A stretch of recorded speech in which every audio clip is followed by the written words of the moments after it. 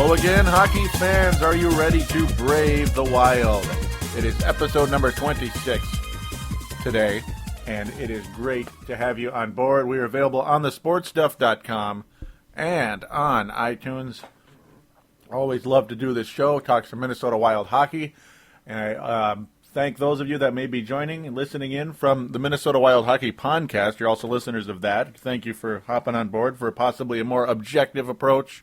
Not toting the company line. There's a little bit of unhappiness going on, at least for my part, and I'm sure a lot of fans out there, and you'd like to hear a little more honest approach rather than the kumbaya approach. Also, I've noticed some people that are subscribed to Calgary Puck are also listening. So those of you out there that may be from Calgary, hey, thank you for joining. Very cool to have you on board. I know you're a division rival, but I love your team. I do, and I like the logo even more. I like the Calgary Flames, so that's a shout out to you out there that may be listening from Calgary, Alberta, and the surrounding area. All right. Well, as I mentioned, we're available on thesportstuff.com. That is the flagship website for the show. There's a button in the upper right-hand corner that says TSS Boards. Click on that. That is how you can sign up for our message boards. And when you do, there's a little referral bar. Type in Paladino Live, Paladino, and then live. Two separate words. That mentions me as referral. So that just mentions I brought you on over. As we would like to have as many hockey fans as possible. We need more out there. So the message boards talk about, everything, basically everything regarding sports. There's an NBA section, obviously all the teams, of course, NHL section, NFL, Major League Baseball, video games, and so many other things. So, you really should hop on board. It's more than worth it. And one thing that some people out there may be worried about is, this thought kind of came to my head. I probably should have mentioned this in the past.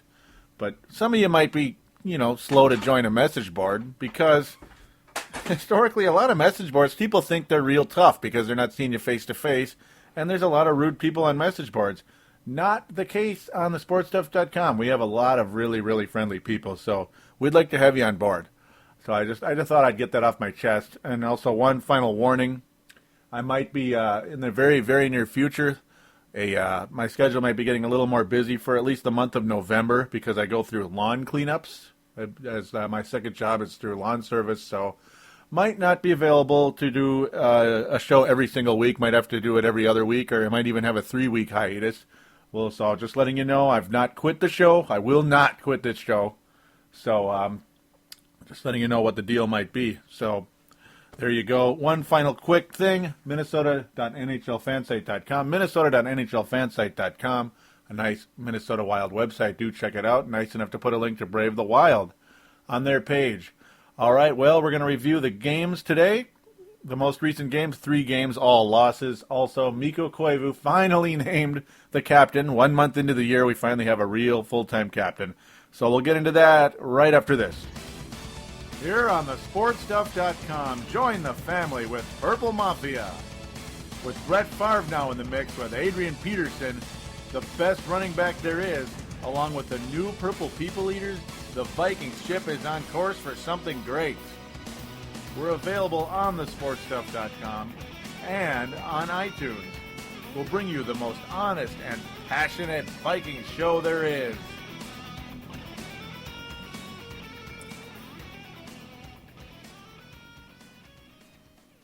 And we are back on Brave the Wild, episode number 26, a reminder for iPod users, along with MP3 users, Microsoft Zoo, and all that good stuff. All right, thanks for joining.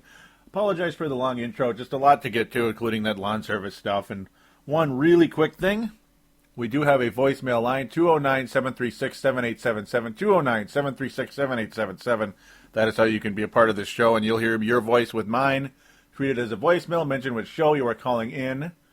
Brave the Wild and your name and town and opine, basically. Not to copy Bill O'Reilly, but that's basically what's going on, so please do that. All right, Minnesota Wild hockey. As I ramble, right? Oh, goody. What a fun schedule this has been in the month of October. There's a lot of red, not much green. There's one green. The Wild defeated the Anaheim Mighty Ducks on October the 6th, and ladies and gentlemen, the Wild are 1-6.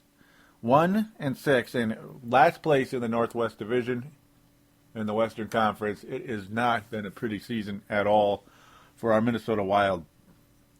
And, well, we better just get on with it, right? A very, very competitive game on October the 14th at Anaheim. Very competitive game, actually. But then again, not quite as competitive as the score might indicate. Corey Perry had 2 goals in the game for the Anaheim Ducks. Made it 2-0 as yet again the Wild off to a very poor start. Very poor start. Just 1 minute 41 seconds into the game, Corey Perry gets his 3rd goal of the year. And a mere 7 minutes later, Corey Perry with his 4th goal of the year. 2-0 Anaheim, not even halfway through the first period. And this has just been the story of the season for the Minnesota Wild. As it really wasn't a competitive game until the 3rd period. Minnesota Wild made it much more interesting there. As Ryan Carter, late in the 2nd period, it's a lot of back and forth pretty much in that 2nd period, makes it 3-0. Luckily, though, about a minute later, Eric Belanger, with his 2nd goal of the year, Mr. Face-Off King, or, well, now the Prince, possibly behind Kyle Brodziak. 2nd goal of the year was unassisted. It was a pretty good play. Eric Belanger getting a turnover, forcing a turnover and putting that one in. And it's 3-1, so it's like, oh, at least we're not completely dead. But the Wild made it fairly interesting. I mean, the shots on goal were fairly impressive for the Minnesota Wild. That's been a big thing with the Wild this season. Especially in that 2nd period, actually, is when the Wild really stepped it up. They had 18 shots on goal. The shots on goal is way higher this year than the last several years. But the wins just aren't there at all. They're just not there. And right now, the whole talk about us being a playoff team this year, the fans should expect to be in the playoffs. I don't know. I really don't know, folks. I'm not liking what I'm seeing at all right now. The production just isn't there. Sure, there's more shots on goal, but these poor starts are ridiculous, man. Absolutely ridiculous. Both teams are 0 for 4 in the power play. Anaheim won the shots on goal battle, 35-34. The Wild were the only team to score in the 3rd period. 10 seconds to go. Brunette made it slightly interesting with his 4th goal of the year. So Bruno actually is having a pretty darn good season, to be honest with you. Brodziak and Belanger, as face-off kings right there, is obviously you need those guys on the ice. And, of course, Andrew Brunette, who is a very, very clutch goal scorer late in games, over his entire career. And, that was a pretty good line. I mean, Todd Richards is good at selecting lines. It's just, as I've said numerous times, the talent just doesn't appear to be there yet. And, of course, a whole new coach, a whole new scheme, and you got, most of the same players back. I mean, there's been some significant changes, yet it's not like a complete overhaul. It takes a couple of years to do that. Not everybody really probably fits into this scheme yet. There was even talk that Eric Belanger could be on his way out, whereas Kyle Brodziak has been fairly darn productive for this team along the way. And, of course, he is a Todd Richards favorite. But, just another game where the Wild they just did not, you just knew they weren't going to win this game pretty much from the get-go. Made it slightly more interesting later. And, of course, especially during that 2nd period with 18 shots on goal. But how many goals did they score in that 2nd period? 1, and it was fairly late in the 2nd period. So that's pretty much the story there. Anaheim winning the face-off battle 28-23. Overall, not the most interesting game, as I was kind of almost in and out of it, basically. I mean, it was on the whole time, and I was watching it for the most part, but I would get distracted because it just, this team, I don't know what they're doing, man. I'm really beginning to wonder what's going on, and didn't really, I mean, you knew they would struggle a little bit with a new scheme and everything, and it probably wouldn't work out that great right away, but I don't know. Something just doesn't seem right about this team right now. It really doesn't. Now we get into the next game. We could get off that nasty-ass game. Forgive my French there. Friday the 16th, the Minnesota Wild travel to Anaheim, as it's been really the toughest thing partially is, the 5 games in a row are on the road. It's a pretty tough schedule, really, but I mean, still, to lose every single one of them. Yeah, see, L.A. lost, San Jose lost, Anaheim lost, Edmonton lost, and, of course, the final game we'll talk about, Vancouver lost. Now, I understand some of you are going to come at me saying, yeah, it's kind of difficult when you start on the road. Your first 6 of your first 7 games are on the road. As praise the Lord, the Minnesota Wild play at home tonight on the 21st of October, Wednesday the 21st of October, 2009. I'm not sure if I mentioned the date earlier, so there's that. Excuse me. A little bit goofball there on my part. It's raining out. What do you expect? But the thing is, they could have won something here. I mean, losing every single one of them is ridiculous. By the way, though, the Edmonton Oilers is, of course, watching this game. That was as much as I'm not a fan of the Oilers because, they're a pain in the butt team to, for the Minnesota Wild over the years. First of all, the Oilers won, was it the first 12 games? It was either 12 or 16 games. It was a 12-0 or 16-0 for the Edmonton Oilers. And the Wild finally broke through. It wasn't in that great 0-2-0-3 season. They finally won a game against them. And then the Wild had some success, and now it's just, I think it's shifting back to Edmonton. As you could kind of feel that happening mid last season when Dwayne Rolison had that awesome game against the Wild in that third period when the Wild came at him like crazy, but he stopped every single shot, and the Oilers won, was it 2-1? It was a very well-played game by the good old Dwayne Rolison. As there's another Minnesota Wild connection here. Patrick O'Sullivan is now a member of the Edmonton Oilers, so he's traded from the Los Angeles Kings over to the Oilers, and Nikolai Khabibulin, also the Bulin Wall, the goalie for the Edmonton Oilers.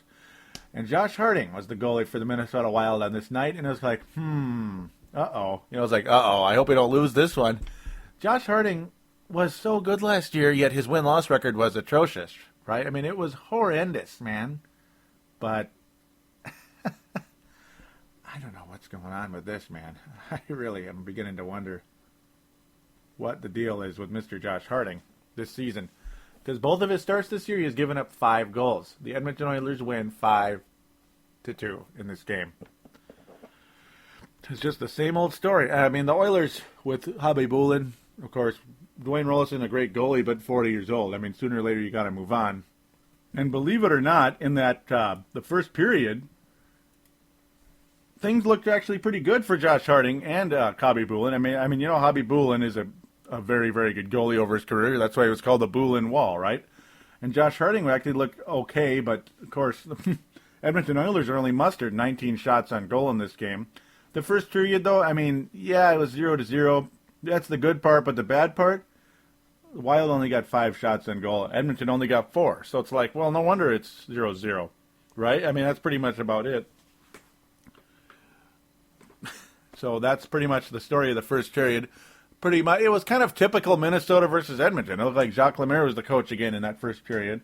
Minnesota versus Edmonton over the years has been like that, like 0-0. There's been a lot of like 1-0, 2-0 games with the Edmonton Oilers, of course, 2-1. That's a very famous one right there. So that's pretty much all she wrote with that first period. Well, who outshot the other in the second period, folks? Who outshot the other? Minnesota outshot Edmonton 15-7, so the Wild should be ahead, right? They should be. No, Edmonton outscored the Wild 3-1. As just Josh Harding continues to struggle. 5 goals allowed in this game. That's the second time, as mentioned, 5 goals in 2 games. 5 goals apiece in each game for Josh Harding. Pardon my bad grammar there.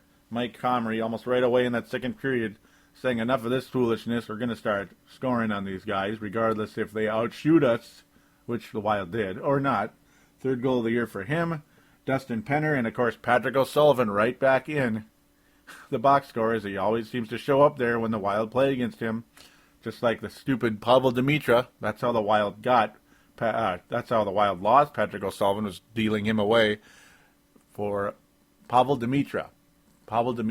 Who did nothing for this team, and it just drove me nuts. He did something for the first 2 months. Patrick O'Sullivan moves on. He hasn't had an amazing career, but at least he's a lot younger, and you never know. All right, 2-0 Edmonton at that point. That was about midway through the game. Benoit Pouliot gets his first goal of the year, and it looked pretty good, actually. Looked pretty good to see that. Benoit Pouliot, a talented player, but of course has been, just has been to this point kind of slow to go. Doesn't really have the mental part of the game down. That's pretty much all you ever hear. Belanger showing up in that box score yet again. Eric Belanger having a nice start to the season. Is it the 3rd year in a row, actually? Belanger's had a pretty good start to his season. Marek Zidlicki popping up here. He's off to a little bit slower start, but I think he'll have a very good year in the end. But unfortunately, right when you thought the Wild were back in this game, about 2 minutes later, Gilbert Brule makes it 3-1 in favor of the Edmonton Oilers, and that was Brul's third goal of the season. And the frustration continues as that was only about 40 seconds to go in the second period. You thought, can the Wild just get out of here, down only by one, and then you never know. See what happens. Oh, goody. Minnesota 1-4 on the power play. Edmonton 0-5. So the special teams looking pretty good early on here. Another a nice, shut down Edmonton. Perfect penalty kill, and then 25% on the power play. Not bad. Because guess who scored on the power play goal? Andrew Brunette. 5th goal of the year. He is this year's Owen Nolan. As I think the way it's looking, Brunette might lead the team in goals this year. Unless Martin Havlat wants to take that away from him. But, of course, Havlat's more of an assist guy than Gaborik was. So here we go again. The Wild make it 3-2. And it's like, okay, cool. We still have a shot in this thing. Still have an outside shot. Mikko Koivu and Zidlicky. So Zidlicky with 2 assists in this game. Koivu, not off to the hottest start I've ever seen, really. I mean, he kind of tends to do that really, really early on. Koivu isn't always out of the gate, rocking and rolling. Brunette sure the heck wasn't last year, but this year he's really out of the gate, rocking and rolling. That's a good sign for a 36-year-old who underwent ACL surgery last April. Of course, Andrew Brunette may be my favorite player on the whole team right now, to be honest with you. But the captain, who it wasn't the captain at this point, Mikko Koivu, assisting there. There's some hope here. It's like, here we go. The Wild outshooting Edmonton 11-8 in that third period. A lot of, they had a couple opportunities, not the greatest, but Edmonton was the one that capitalized on their opportunities, and Harding just flat struggled. Dustin Penner with his 2nd goal of the game, his 5th of the year. 12 minutes left to go, with 8 minutes left to go in the game. Dustin Penner puts that one in. It's 4-2, and it's like, screw this. We're done. We're done. As Gilbert Brule also with his 2nd goal of the game. And that was all she wrote. Once it was 5-2, it's like, this game's over. Pretty much about time to turn the TV off. The hell with this. Edmonton winning the face-off battle 31-25. So the Wild starting to regress a little bit as they looked really good in the face-offs early on. But, boy, this road schedule for the Wild has not worked out even a little bit. I mean, you would hope they'd get at least one out of these 6 road games. They're still looking for that one, and they're hoping to get it soon. They didn't get it in Vancouver, as it was literally the same old story. As now we move right along here to the Vancouver Canucks. It was a back-to-back deal. Saturday the 17th of October. October, Vancouver. Just like Vlad Dracul, excuse me. And it was just like last year. Same old story, 2-1 Vancouver. How many times was it 2-1 Vancouver? It's like, go away. The good part is, speaking of go away, Pavel Dimitra, who we'd like you to go away, was not in the lineup for this night, but Willie Mitchell was. And, of course, he's always going to be a menace. He was a great defenseman for the Minnesota Wild, and, boy, they could use him. They don't really have a true, legit anchor. I mean, Nitty is all right, and so is Greg Zanin and all that. Nick Schultz, they're talking about him more on the power play. I haven't really seen the results from him yet. Owen Nolan off to a slightly slower start than last year. But Mikko Koivu with his 2nd goal of the year, halfway through the first period, had us a little bit encouraged. Brunette and Schultz, so there's Nick Schultz showing up. Brunette has just been a constant. He's having a really, really darn good season, and he's the leading scorer for the Wild overall right now. Off to a wonderful, wonderful start this year, man. You hope it continues. As the guy, if he can play with a partially torn ACL, then this guy's going to probably play all the games this year because he looks great. He really does. 2nd year of a 3-year deal. Wonderful, re-sign him one more time. He'll be 37 next year when he becomes a free agent at the end of next season. So we'll see how that turns out. But enough of that. Just a side note. As the Wild had us somewhat encouraged. Minnesota only 4 shots on goal. This was a very Jacques Lemaire-esque kind of game. It really was. Very Jacques Lemaire-like. I continue to bring him up because I don't know if Todd Richards is getting confused or what's going on. Or the Wild are getting confused, or this is just who they are right now until we have a change of players, change of personnel. As Vancouver outshot the Wild 39-18. I mean, that's just like last year. Nicholas Backstrom had a huge, huge game for the Wild, stopping 37 of 39 shots. So very good there. Roberto Luongo, though, I mean, he's almost impossible to score on. It's frustration, like always, whenever we play him. Lou, as the fans like to say every time he makes a big save. Anybody that has a ooh in their name, the whole crowd's got to emphasize it through the roof. So I'm glad I don't have that in my name, because it would just kind of, it would probably get old after about the 99 millionth time. But yeah, as mentioned, the Wild had our hopes up a little bit, but Vancouver just came like crazy at the Wild in that second period. 17-4, Vancouver outshooting the Wild. I mean, just dominating us. They're looking like the Detroit Red Wings are really, in a lot of ways, they're looking like the old Vancouver Canucks. They used to score and they weren't really a defensive type of team. But the score would indicate they are. They just got a lot of shots on goal, and I mean a lot. Ryan Kessler getting his third goal of the year, tying the game up, and it's like, oh goody, that was early in the second period, getting the Vancouver fans off their feet, and the arch rivalry between these two teams picking up a bit. A pretty aggressive game overall. The third period was fantastic. It was pretty good hockey, but the Wild just didn't win. They just didn't win. Vancouver outshooting the Wild 12-10. So, as mentioned, much more competitive. Mikael Samuelsson, though, only about 4 minutes into the third period with his fourth goal of the year, and all of a sudden now, here we go again. 2-1 Vancouver, and that was pretty much all she wrote. The few stops Roberto Luongo had to make, he got done in a big way, and that was when you heard a lot of those loos in that third period, as Luongo got the job done. He's about the best goalie in the league. If he isn't the best, he's in the top three. And Backstrom also an all-star top three type of goalie as well. Just a flat-out goalie duel there. As that's really the main story of why this game was 2-1, is the goalies are just so darn good. And the Wild, as mentioned, 18 shots on goal. That's not so great. No power plays in this game whatsoever. Vancouver 0-5, so very good job by the Wild there. And the Wild 0-4 on the power play. Vancouver winning the face-off battle 25-24, so basically even. So the Wild played fairly well. They just didn't really get many scoring chances in this game. And when they did, Roberto Luongo was there, unfortunately. Unfortunately, it wasn't some third-string rookie or something from the AHL who just happened to be in the net that night. The Wild could go out and capitalize. That just wasn't going to happen. As that's pretty much the story there. And Vancouver wins, as that's pretty much going to conclude the game reviews.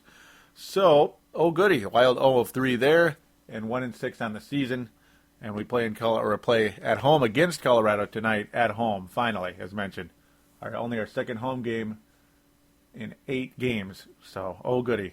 So I'm going to take a quick break here, and we're going to get into Mikko Koivu, Captain Koivu, right after this. Here on thesportstuff.com, the new fast-breaking Wolves are bursting on the scene with Timberwolves Explosion. Hear about this exciting new era with Al Jefferson, Kevin Love, Johnny Flynn, and new coach Kurt Rambis. Check us out on thesportstuff.com and on iTunes, where we cover the Wolves like nobody else. Show your true blue, download and listen to this explosion of Timberwolves basketball.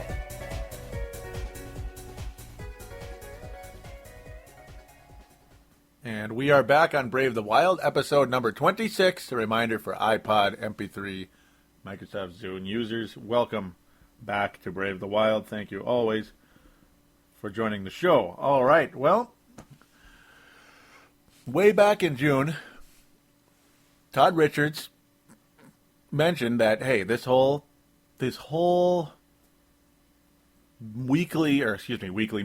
monthly captaincy for the Minnesota Wild and the entire Jacques Lemaire era was going to finally come to an end. As I mentioned in a previous episode, I believe 24, when I was pretty much whining about, why do the Wild still not have a captain? What are they doing? But I mean, also, though, I was making fun of Jacques Lemaire, how, hey, this isn't the Pee-wees here where we got to make everybody feel good about themselves. Let's have a monthly captain. Oh, you're the good citizen this month. You got the Good Citizen Award. You didn't throw spitballs in class or write swear words on the chalkboard. You were very good. So now we're going to make you honorary captain for a month. I got sick of that. As mentioned, of the rough and tough son of a gun that Jacques Lemaire was in his NHL career. It didn't make sense. It just didn't make any sense. other than maybe the very first season you do that, and then eventually come with a full-time leader. But he did it for 8 flipping years. What the hell? Especially with several guys on this team that really gained an identity that could have been, that were, deserving of a captaincy. Brad Bombardier could have been a full-time captain, especially during that wonderful playoff run. I thought Brad Bombardier was the leader of this team. Him or, at the time, Willie Mitchell or Andrew Brunette. One of those three should have been the full-time captain around that point, around that period. Later on, as Mikko Koivu emerged, Andrew Brunette took off, Willie Mitchell took off, Brunette, of course, back, thank God. But, yeah, there was change. And, of course, Brad Bombardier injured and just didn't really recover from that. There are other guys in this team that could have possibly been the captain along the way. And eventually, Mikko Koivu became that guy over the course of time. I mean, there was a period where there really wasn't a guaranteed guy, but I'm sure Jacques Lemaire could have found one. At the very least, he could have found somebody along the way. Maybe Brian Ralston. I don't really think he was that guy, but maybe, possibly, down the stretch. But Mikko Koivu really became that guy over the course of time, especially about 2-3 years ago. And the Wild did give him extended captaincies. They give him an extra month, 2 months in a row and stuff like that. So, but then all of a sudden, boom, it's Marian Gabourik's turn, or it's Owen Nolan's turn, or we're going to give it to Andrew Brunette, or we're going to give it to Nick Schultz, or we're going to give it to, who knows who, and it just got weird. It really did. So, yeah, Todd Richards says that's all over. It's ball game. We're going to have a real captain, and let's get her going. So the whole summer goes by. All of training camp goes by. All of preseason goes by. We suit up for the, and it's like, wait a minute. Oh, did I miss it? Was there an announcement? I probably missed it. So let's watch the game. I probably missed it because I was real caught up in whatever. I wasn't. That was kind of the time when I was in a little bit of hiatus from this show, and I missed a couple details here and there once in a while. And then all of a sudden, they all step out on the ice, and there's 3 guys wearing the alternate captain sticker, and it's like, what the hell? I've never seen this in my life. This is worse than Jacques Lemaire. What's going on here? So there's no captain. It was Mikko Koivu, Andrew Brunette, and Schultz, Nicky Schultz, which is, hey, that's cool. Maybe Schultz and Bruno should be the alternates for the whole year. So that's cool. Just name Koivu the captain and be done with it, right? I'm going to stop screwing around. But then pretty much the whole month goes by, still no captain. Kind of funny, really, when you think about it. But then finally, about 2 days ago, Mikko Koivu officially named the full-time permanent captain of the Minnesota Wild. It's over. We're finally done with the monthly thing, and we're finally done with the trial or whatever the heck Todd Richards was doing the last month. I can kind of understand why he would do it because he's new to the scene and all that stuff. He didn't know these guys very well. But I don't know. Usually after preseason, you'd have a pretty good idea. I mean, you have about a month of training camp and preseason. Besides, you probably know some of the guys a little bit over the course of the summer. Maybe even a little. But it's finally over. It is finally over. Mikko Koivu is the full-time captain. And, of course, it runs in the family. His older brother, Saku Koivu, longtime captain of the Montreal Canadiens. He is now on the Mighty Ducks, which really sucks. And, of course, there was a possibility that there could have been a little bit of conflict of interest going on if Saku Koivu came here. It's like, it's like, it'd be kind of weird being under your younger brother, Mikko Koivu, even though I would have thought it shouldn't have been that big a deal. But Saku Koivu must have thought otherwise. Mikko may have thought otherwise. They didn't want to have a clash and fight when they're brothers. They don't want to get into all that nonsense. So Saku goes off to Anaheim, one of our most hated teams. A team that's kind of a bully to the Minnesota Wild historically, for some stupid reason, right? And the younger brother, Mikko, is finally the captain. And he had this comment, as I get this from the Star Tribune, courtesy of Michael Russo of the Star Tribune. "It's a great honor," said Koivu. "I'm proud of it. And in the state of hockey, with all the fans and how people feel about it, that makes it even more special for me. The best way to lead is by example, and that's what I'm trying to do. Play the game the way I'm used to playing, the way I've always played." Koivu is well respected by teammates for that brand of leadership. He was delighted the first time he was named captain a year ago. And that's the sad part. It was the first time he was named captain a year ago? That just doesn't sound right. And his pride in the job showed during the 4 months he held the position last season. Koivu led the Wild in scoring and helped forge a 39-19-6 record during his captaincy. Which, again, look at that record. Look at that record. The Wild were a 500 team last season, yet there were 12 games over 500 when Koivu was the captain. Well, there you go. What does that tell you? It tells you he's the captain of this team. It might have been lucky during a hot period, and everybody likes to talk about that, how plus minuses at times can be overrated. A guy can just be Johnny on the spot when your team goes on a run, so his plus minus explodes. Or he just happens to be on a super good team. That doesn't mean he sucks because somebody's minus 11 when they're on a really crappy team, who can't score worth crap and they get scored on nonstop. But that's the idea right there. I mean, at the same time, I do think it did matter and does matter. Whenever Mikko Koivu has been captain in the past, he's looked pretty darn good as the captain. For some odd reason, Jacques Lemaire took it away from him and gave it to, I don't remember if it was Nolan or Brunette or Schultz. I was a little frustrated and irritated. It's like, just end it. I remember Dan Barrero years ago said, just name a bleeping captain. And I say, I agree. So that's pretty much the story there. Mikko Koivu, the best man for the job. In everybody's opinion, I even put a poll up, and it was 100% for Mikko Koivu with the other guys, Schultz, Brunette, and all of them, Nolan. And then the other spot, James Shepard would make a good captain, right? With his whiny attitude. No, I don't think so. So I'm very pleased that this is finally over with. Maybe there'll be a little bit more going on now with the Wild. Maybe they'll have an emotional victory tonight against Colorado, and the Wild really need it, as the Colorado Avalanche have been playing better hockey than they did last year. Remember, they finished in last place last season. This year, the Avalanche are back in first place. So, as they're starting to get a little bit younger over there. So, that's the key tonight. Hopefully the Wild can come out with some type of energy and get it done. Get it done. Win at home with your new captain, your real, true captain, Mikko Koivu. So, that is pretty much going to wrap things up for the show today. In the end here, 209-736-7877, 209-736-7877. Do call the voicemail line. Mention what show you're calling in. Leave your name and town, and make your opinion, comment, whatever. Great to have you on this show, as you'll be played on air. Also, the message boards. Don't forget to get on the message boards. Interact with me in the podcasters section, Brave the Wild section, or wherever, the Minnesota Wild section in the NHL area. So it'd be great to have you on there.